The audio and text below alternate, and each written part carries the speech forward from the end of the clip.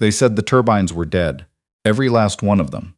4 industrial gas turbines, each one weighing close to 3 tons, dumped off a flatbed truck onto the oil-stained concrete of a 2-bay garage in a town most people drove past without noticing.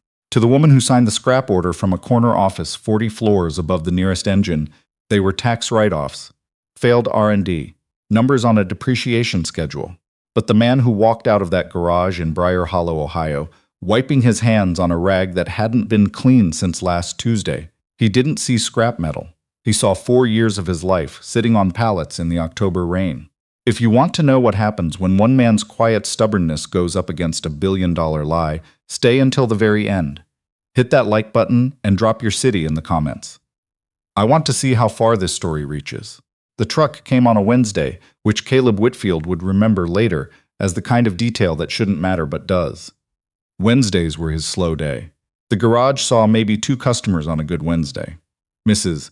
Pacheco's Subaru was on the lift with a transmission issue he'd been putting off diagnosing because he already knew the answer, and the answer was expensive, and he was trying to figure out how to tell a 70-year-old retired schoolteacher that her car needed work that cost more than the car was probably worth. He heard the air brakes from inside, that heavy pneumatic sigh of something large and tired coming to rest. He stepped out and the rain hit his face. Just a mist, really, the kind of October rain that doesn't commit to being rain but won't stop either. And he saw the truck. Full commercial rig, no logo. Just white panels and a driver who climbed down looking like a man who'd been given bad directions and had decided to blame whoever was at the end of them. Whitfield Industrial Repair? That's the sign, Caleb said. The driver looked at the sign, looked at Caleb, looked at the garage, which was not large, which had a cracked window on the east side that Caleb kept meaning to fix, and a gutter that had separated from the roofline during a storm in August, and now hung at an angle that suggested permanent resignation. Something passed across the driver's face. Not judgment exactly, more like the recalibration of a man adjusting his expectations downward. Got 4 units for you. Heavy. Industrial turbines. I'll get the forklift, Caleb said. It took an hour and a half. The crates were steel-reinforced, bolted shut, stenciled with serial codes that Caleb didn't recognize immediately, but felt a pull toward, the way you feel a pull toward a song you haven't heard in years when the first few notes come through a doorway. Each crate had dents.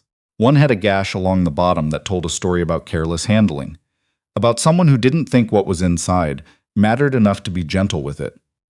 The driver handed him an envelope along with the delivery receipt. Caleb signed. The driver left. The rain continued its noncommittal performance. Caleb opened the envelope. The letterhead read Mercer Industrial Corporation.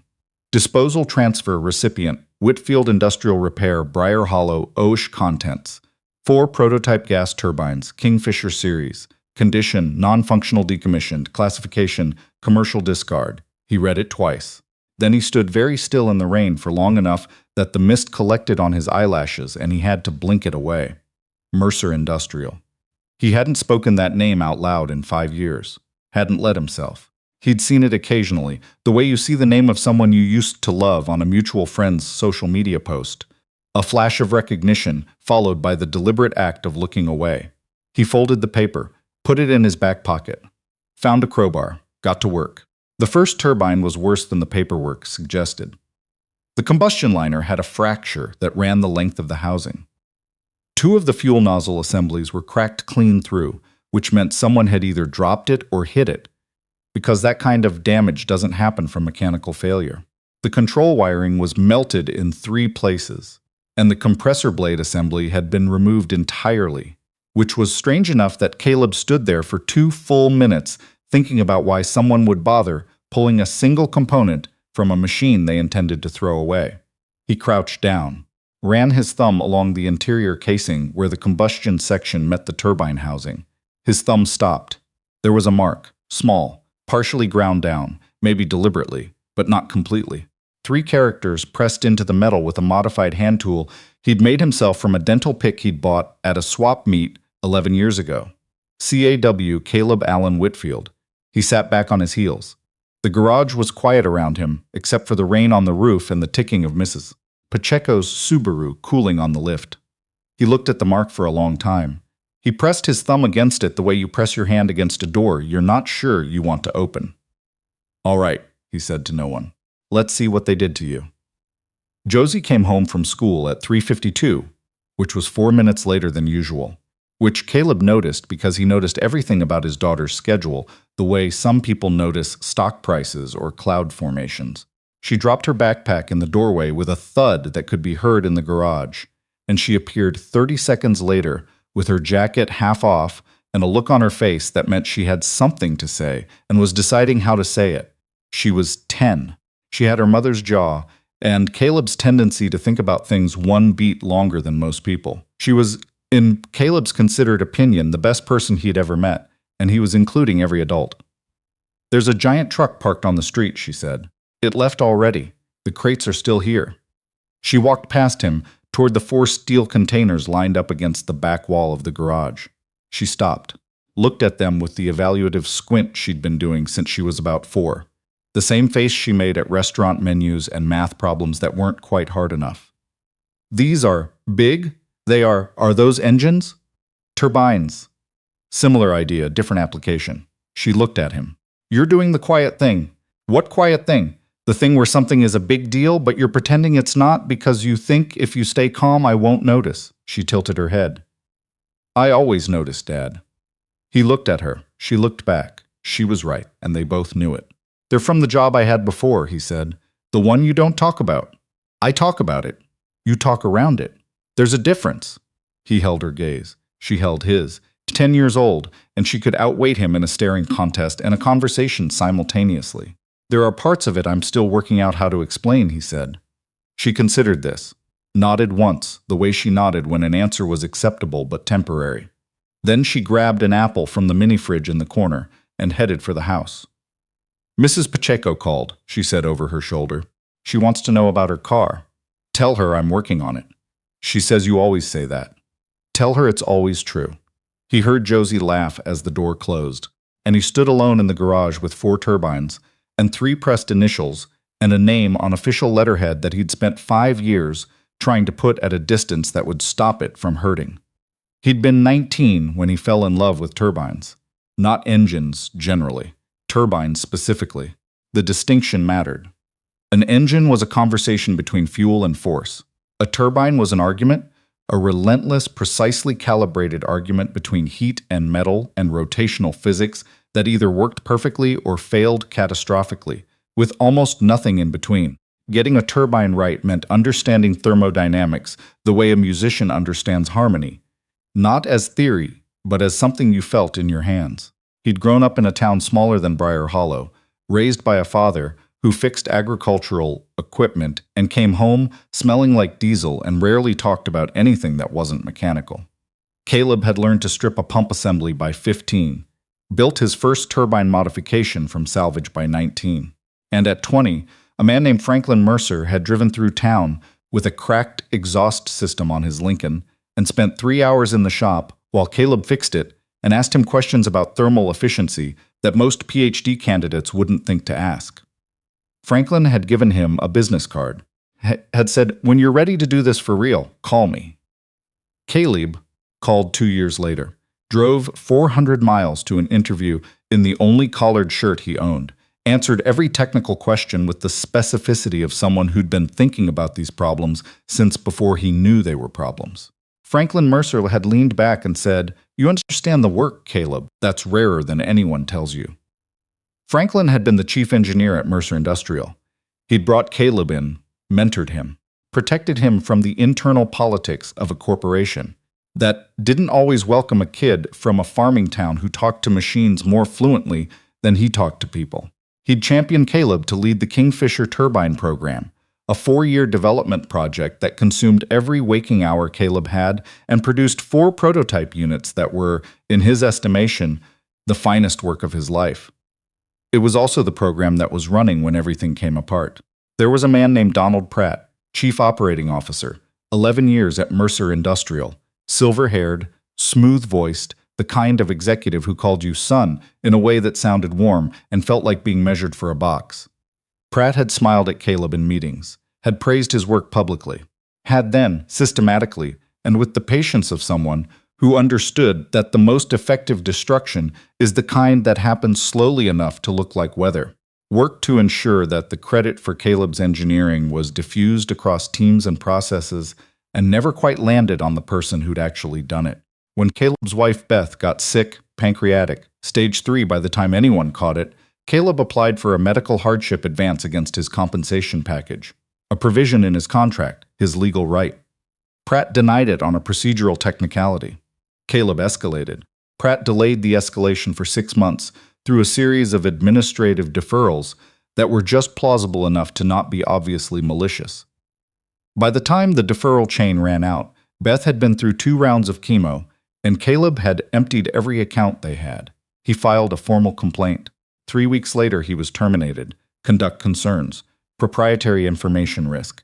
The separation agreement included a non-disclosure clause, and he signed it because he had a dying wife and a five-year-old daughter, and no money, and a lawyer who told him that fighting Mercer Industrial would take 3 years and cost more than it would recover. Beth died 4 months after he signed. She was 31. The last clear thing she said to him was, "Don't let it make you hard." He'd been trying to honor that ever since with mixed results. 16 days after the delivery, his phone rang at 7 in the morning, a number he didn't know. "Whitfield Industrial," he said. "Is this Caleb Whitfield?"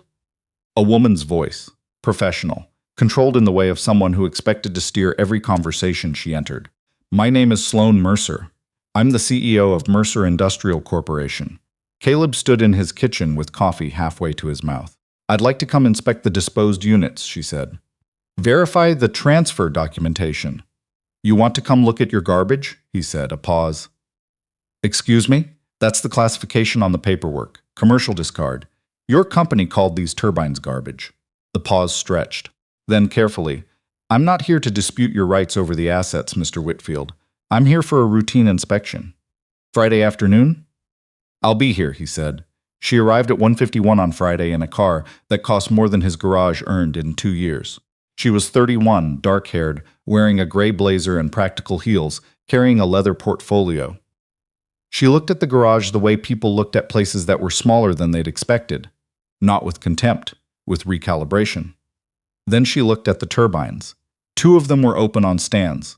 Caleb had been working on them for 2 weeks, and the progress was visible, components cleaned and cataloged, repairs underway, the internal architecture exposed. He showed her. He talked for 30 minutes without stopping, explaining the damage, the design philosophy, the specific innovations in the Kingfisher architecture that made it unlike anything else on the market. He pointed out the combustion liner redesign he'd implemented during restoration, a modification he'd been mentally drafting for 5 years and never had the chance to build. She listened. Her expression shifted in ways she probably didn't realize. "Where did you learn this level of technical knowledge?" she asked. "I run a repair shop in a small town," he said. "Where do you think?" She met his eyes. "I think you learned it somewhere more specific." "Come back in 3 weeks," he said. "I'll show you what these turbines actually are." She came back. But first she went home and pulled the complete Kingfisher program files, every engineering report, personnel record, budget document, and performance trial result, going back to the program's beginning. By the end of the first night reading, she'd found 9 things that didn't add up. Caleb's name had been removed from every internal document associated with the Kingfisher program. Scrubbed personnel files, patent applications, project reports.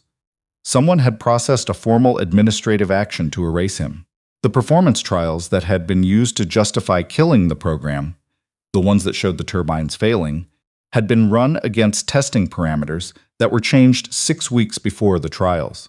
Changed quietly without engineering review, the thresholds raised to margins the turbines couldn't meet at their current configuration. The change was buried in a procedural memo filed under a category that bore no obvious relationship to the Kingfisher program. The authorization chain traced to Donald Pratt. She called Caleb on a Tuesday evening and asked to meet at a neutral location. He suggested the diner on Main Street.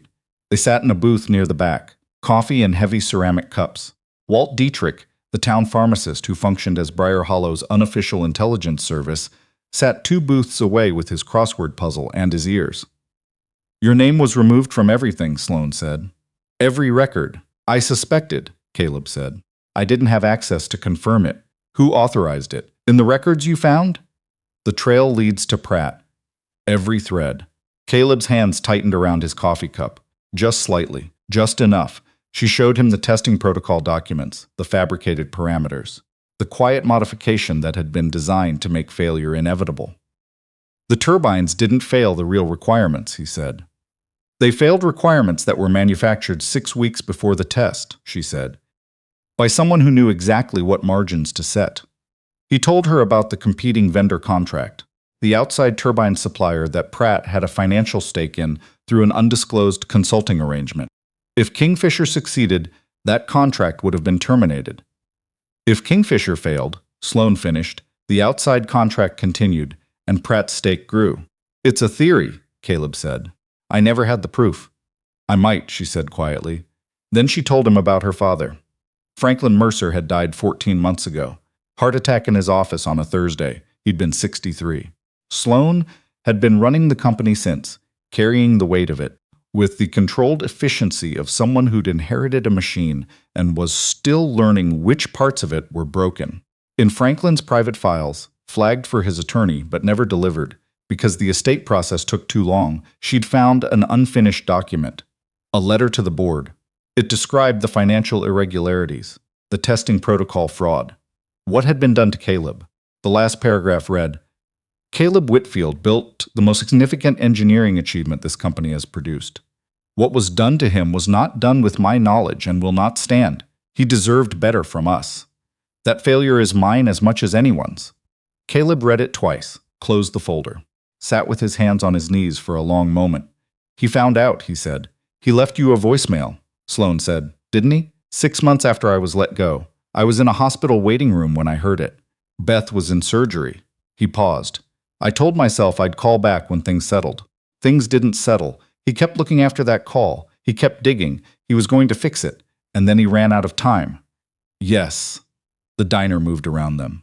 Plates clinking, Walt Dietrich's crossword pen scratching 2 booths away. The ordinary noise of a Tuesday morning sitting alongside the weight of what they'd uncovered. Thank you for showing me this, Caleb said. You needed to know, she said simply. The test happened 3 weeks later. Sloan arranged an independent facility, no Mercer signage anywhere. A low industrial building, 40 minutes north. A technician named Gus with the unhurried competence of someone who'd been doing this work longer than most people had been alive. They mounted the first turbine to the test rig. Caleb ran his own checks, fuel lines, ignition sequence, thermal regulation, everything where it should be. He pressed his fingers against the casing one last time, against the CAW, marking that someone had tried to grind away and hadn't gone deep enough. Start sequence, he said. The turbine turned over, it caught, and it ran. Not roughly, not tentatively. It ran with the full, deep, authoritative voice of something that had been correctly built and was doing exactly what it was designed to do. The monitoring stations lit up. The data came in clean, precise, irrefutable. Caleb's stood very still. 5 years of holding on to the belief that these turbines were right, that the design was sound, that what had been thrown away was worth recovering. 5 years of faith in something he couldn't prove, because proving it required resources and access he didn't have. The numbers matched, not approximately, exactly.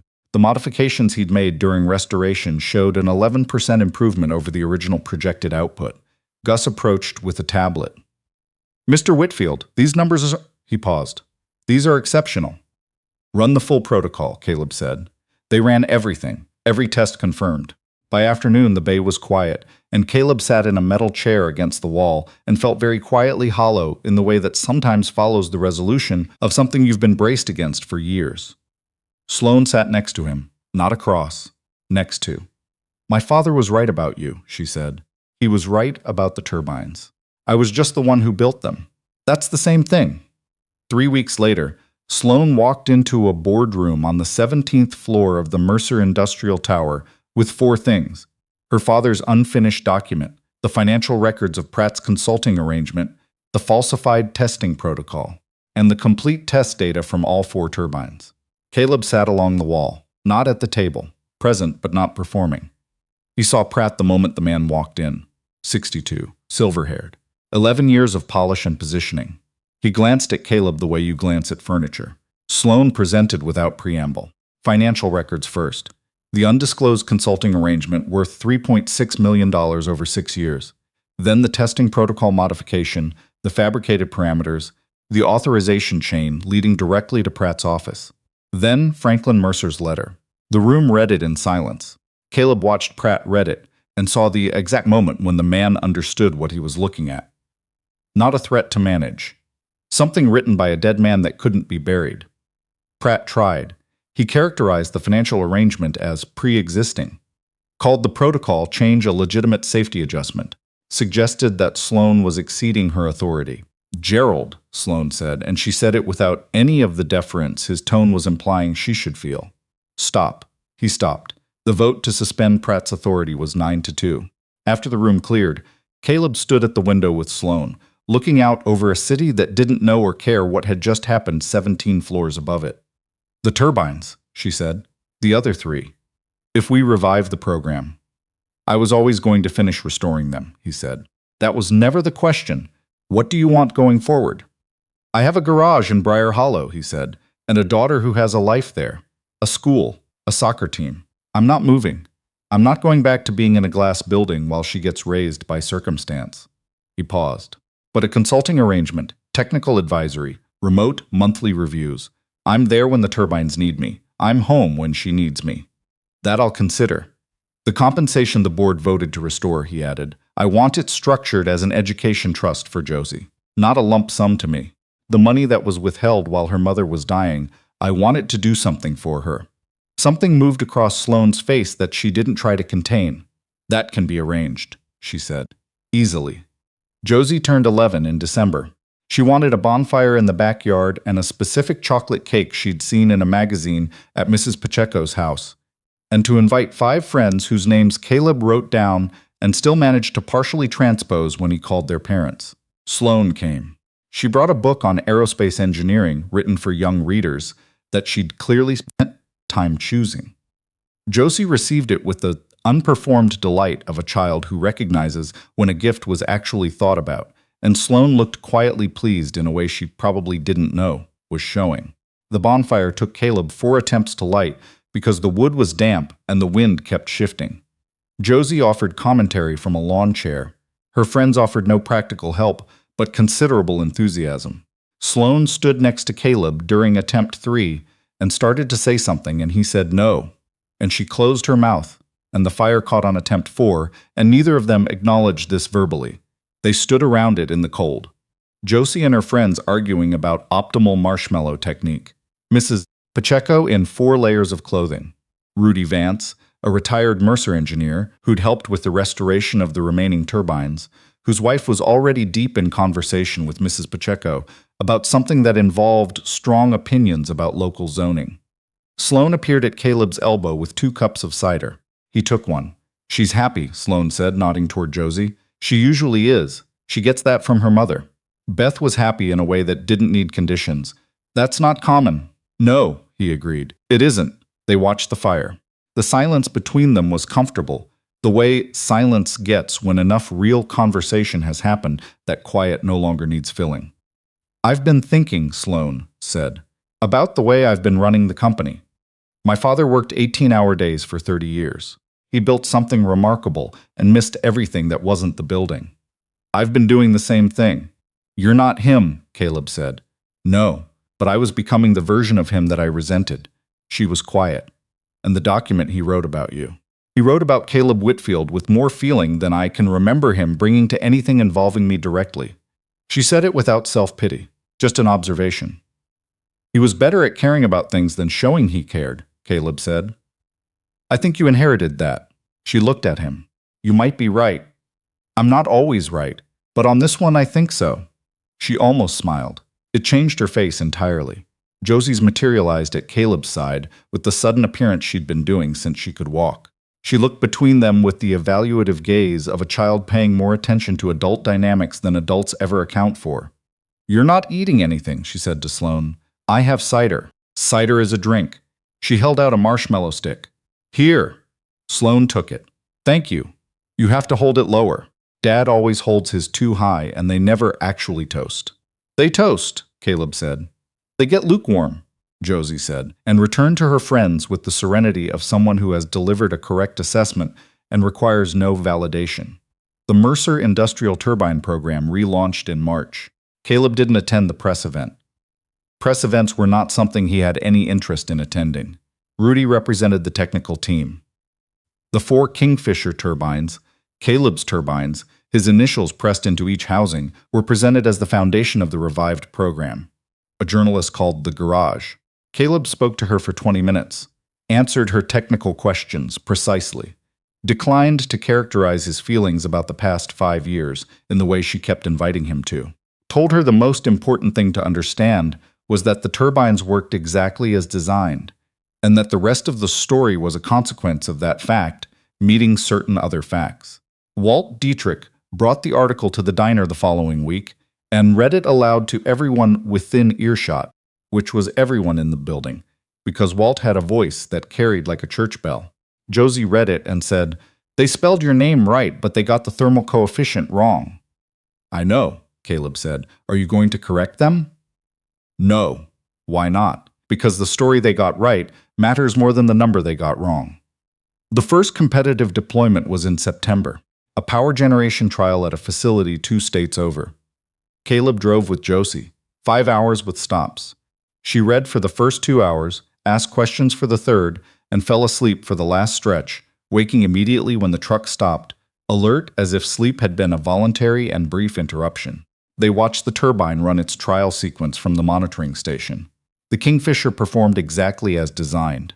No anomalies, no issues. Just a machine doing its job steadily and without drama, the way good engineering looks when it's working. Invisible, reliable, indistinguishable from the absence of problems. When the trial results came in, clean across every metric, Josie said, "That's not first place. It's a trial run, not a competition." But the turbine worked. The turbine worked perfectly. She thought about this. That should count for more. In the long run, Caleb said, it does. She looked at him. "You're happy." He thought about denying it or qualifying it or offering something more complicated. He looked at the monitoring data, at the turbine running in the facility, at the machine he'd restored from a crate in a gravel lot in October. "Yeah," he said, "I am."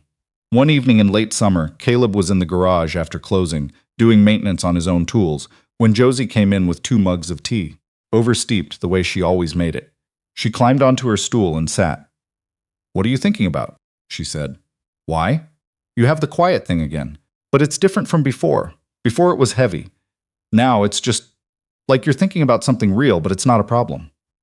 He took the mug, drank. "I was thinking about the morning the truck came," he said. "When I opened the first crate, whoever made the decision to send those turbines here, they thought they were getting rid of something. But it was actually the opposite," Josie said. "Something like that." She looked at him with the direct clarity she'd been looking at him with her entire life. "Do you think things happen for a reason?" He considered it. He thought about the word reason and what it held. Causality, design, intention, and whether any of those described the chain of events that started with a flatbed truck and ended here, in a garage in Briar Hollow, with his daughter on a stool and 4 turbines in the world carrying his initials. "I think things happen," he said, "and then you decide what to do with them. The deciding is where the meaning comes from." She sat with this. Outside, the summer evening was doing its thing.